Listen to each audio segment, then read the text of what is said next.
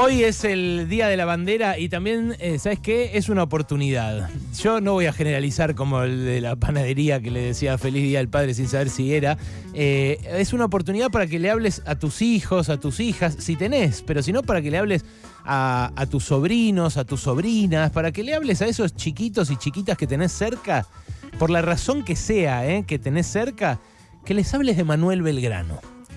Hoy es el Día de la Bandera y claro, su lectura escolar desde siempre nos sugirió solamente eso, ¿no? El prócer, la estampita, la bandera, pero hoy es un día en el que tenés una oportunidad de hablar un tipo muy zarpado, muy adelantado a su época y que además te puede ayudar a entender mucho esta época. Te puede ayudar a entender mucho los problemas que tiene Argentina hoy, les puede ayudar a entender a todos, por todas partes, qué está pasando en nuestro continente, en Latinoamérica, y sobre todo puede trazar un hilo de continuidad entre nuestros papás, nuestras mamás y nuestros hijos, nuestras hijas, en un tiempo en el cual se impone tanto lo efímero y lo individual. Manuel Belgrano encarna lo colectivo, lo que somos todos y todas como patria y también lo que podemos ser. Eso es lo que me parece más interesante. ¿Por qué hablar de Belgrano? Bueno, sobre todo por el valor que tuvo pensándonos como pueblo. Un tipo que trajo, obviamente, ideas de Europa, que era donde circulaban las ideas más avanzadas en ese momento, pero que las pensó desde acá casi como nadie, que se plantó desde América Latina y desde los intereses de una colonia que quería dejar de serlo, para pensar los recursos naturales, cómo explotarlos, cómo relacionarnos entre nosotros, cómo vivir. Es un tipo, bueno, no en vano por él se conmemora el Día del Economista. Es el tipo que primero tradujo acá un montón de obras de economistas, filósofos, en ese momento eran eso, importantísimos para el pensamiento universal y bueno, su lectura acá fue importantísima para el pensamiento nacional. Escribió en sus informes del consulado, antes de la Revolución, un montón sobre esas ideas, sobre esas potencialidades.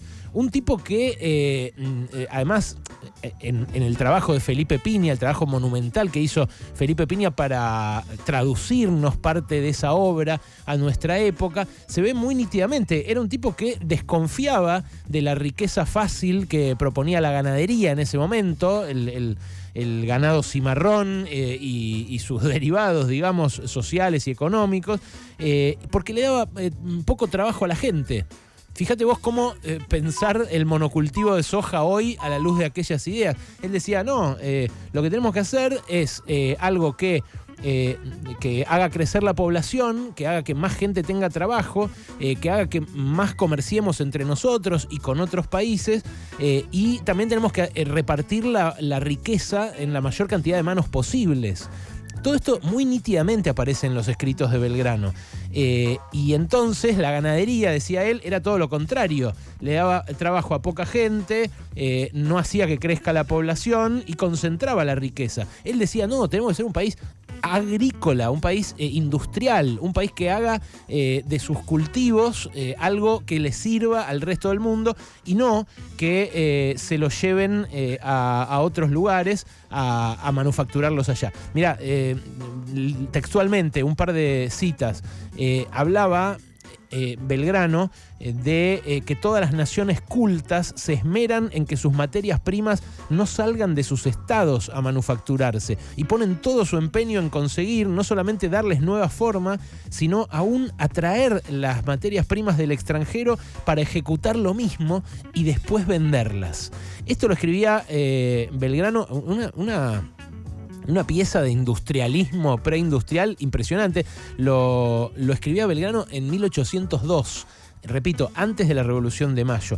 Belgrano hablaba de justicia social cuando nadie lo hacía.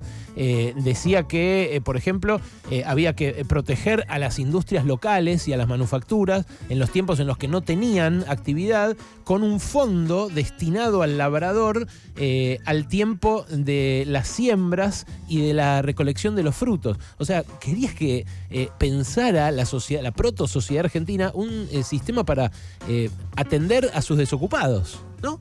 Fíjate vos esto a la luz de los planeros estigmatizados hoy como personas que sobran y que simplemente deberían morir. Bueno, Belgrano no pensaba eso.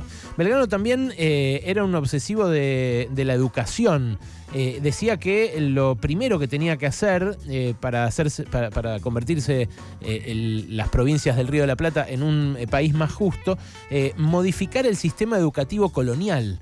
Y eso, decía él, era el primer paso, porque al niño, al que se lo castiga en las aulas, después se lo desprecia en las calles.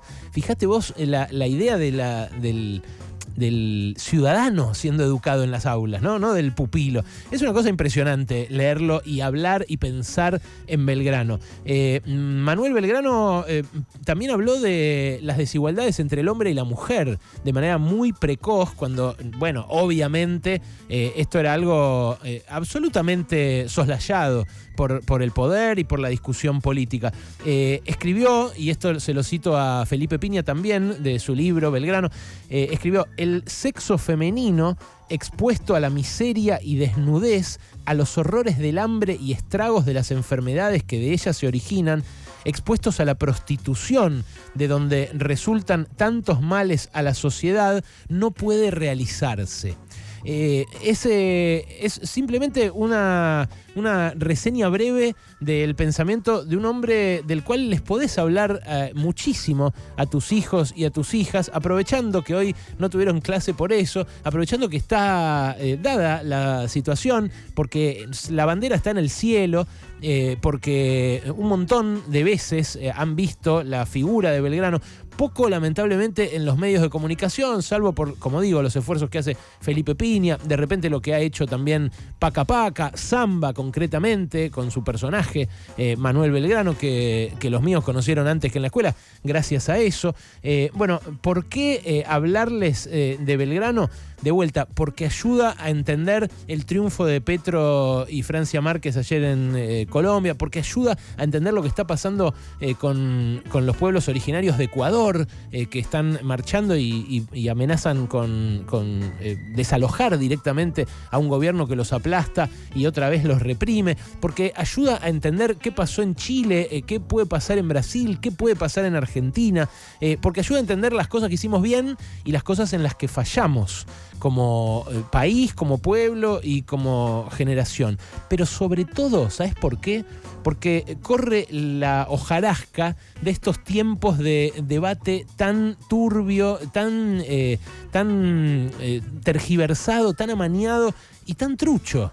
Corre las discusiones estériles que está teniendo hoy nuestra dirigencia, nuestro poder político y nuestros referentes mediáticos. En estos tiempos de lo efímero, de la inmediatez, de Instagram, de la historia de Instagram, ¿no? de la superficialidad, hablar de Manuel Belgrano es hablar muy en profundidad de nosotros mismos, de nuestros papás, de nuestros abuelos, de nuestras mamás, de nuestras abuelas y sobre todo de las generaciones que vienen. Pasaron cosas. Hasta las 16 con Alejandro Berkovich.